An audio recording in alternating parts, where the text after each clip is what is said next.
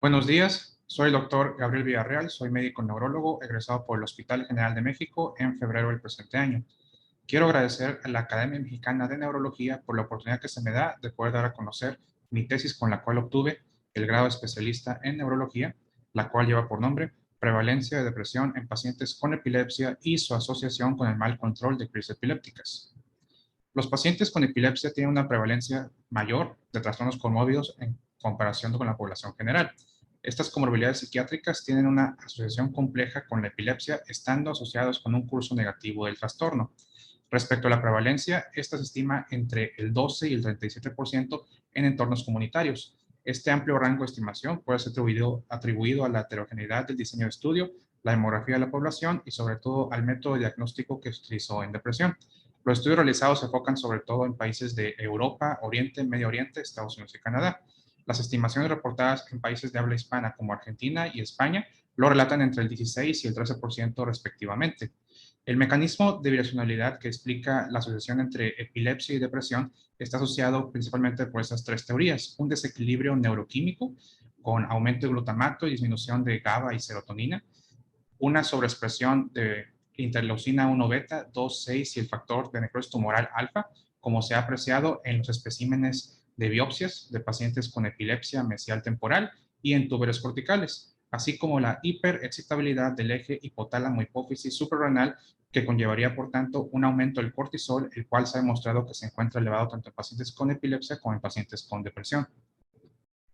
Sobre el método de evaluación de depresión en epilepsia, revisiones sistemáticas, sobre todo la realizada por el Dr. Frank Gillian en 2006 y publicada en el Lancet de Neurology, han demostrado que el inventario neurológico para el trastorno depresivo en epilepsia es la herramienta con mayor validación. Es una encuesta breve, simple, de autoevaluación que incluye 6 ítems calificados con una escala que va del 1 al 4. Una puntuación de corte de 15 es positivo para depresión en epilepsia. La prueba tiene buena sensibilidad, especificidad y ha sido validada en 13 lenguajes, incluido el idioma español. Esta es la encuesta.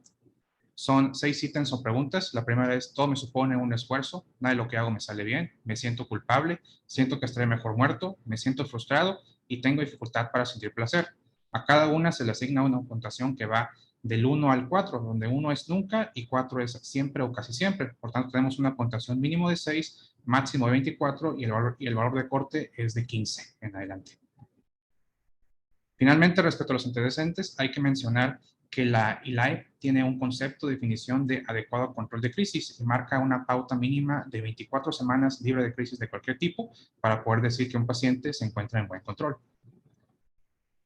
Dicho lo anterior, me gustaría mencionar que como planteamiento del problema, durante mi formación como residente, me di cuenta de que el diagnóstico de depresión no se consideraba en la valoración del paciente con epilepsia. Por tanto, la prevalencia de depresión entre pacientes con epilepsia se desconoce. Y en consecuencia tampoco se sabe si existe una asociación entre la depresión y el mal control de crisis epilépticas.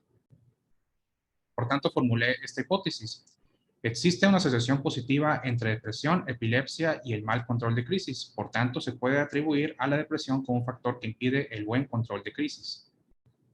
Los objetivos del estudio, el general, fue determinar la prevalencia de depresión con la escala NDDE en pacientes con epilepsia.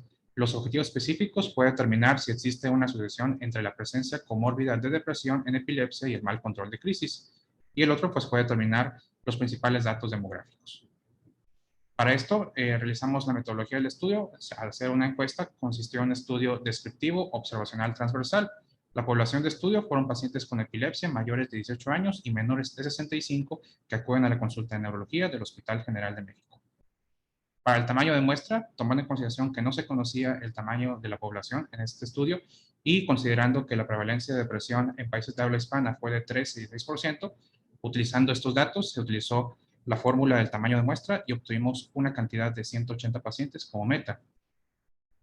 Los criterios de inclusión fueron todos aquellos pacientes con epilepsia que fueran o que conservaran la autonomía de poder contestar la encuesta. Por tanto, los criterios de exclusión era todo aquel paciente que no tuviera la autonomía de poder contestar esta encuesta, como por ejemplo pacientes con desarrollo del trastorno intelectual, déficit cognitivo, analfabetas o que tuvieran cualquier otra limitación física o mental que no permitiera el llenado por el paciente. El criterio de eliminación fueron encuestas incompletas donde no se haya respondido a alguna pregunta.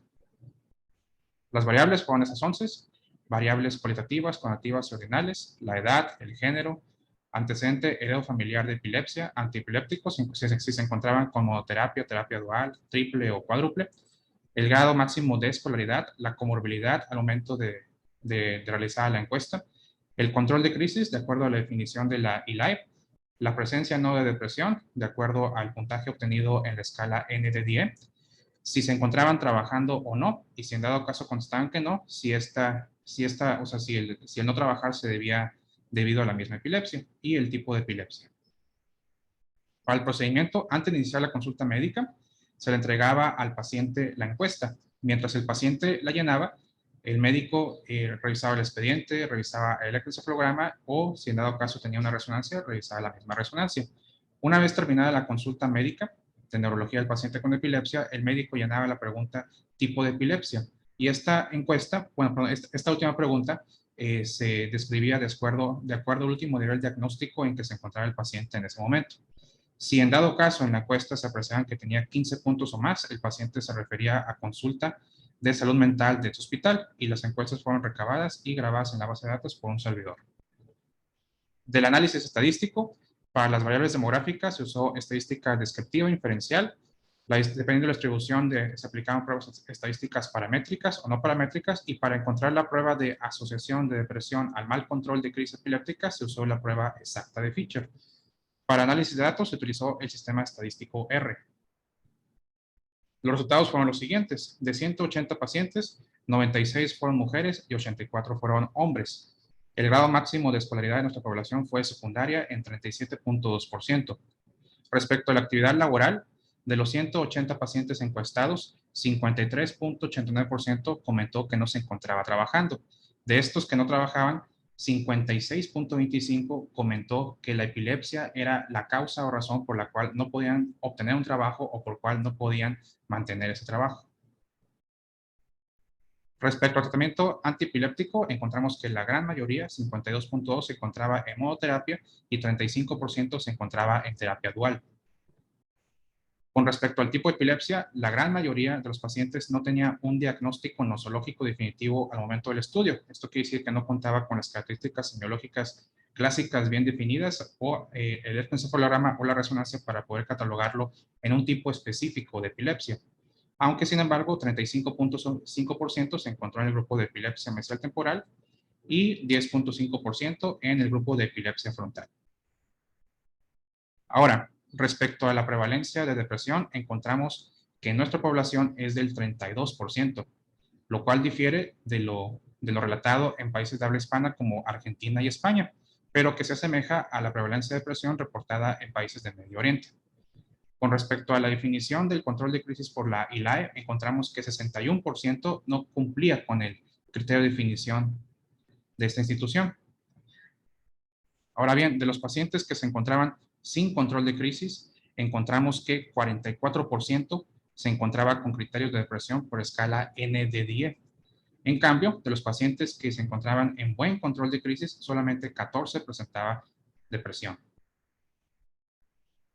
Finalmente, para el análisis estadístico para corroborar la hipótesis alterna, se utilizó una tabla de riesgo, una tabla de contingencia, con los siguientes grupos. Teníamos el grupo de los pacientes epilépticos no controlados con depresión, que en este caso serían 48, con respecto a los pacientes epilépticos no controlados sin depresión, que en este caso eran 62. En otra parte, teníamos a los pacientes epilépticos controlados con depresión, 10, y pacientes epilépticos controlados sin depresión, que eran 60. Entonces se llevó a cabo pues la división, o sea, la relación entre ambos grupos, y obtuvimos en el primero un valor de 0.77, en el segundo obtuvimos un valor de 0.16, y la relación entre ambos nos dio un odds ratio o razón de momios de 4.64.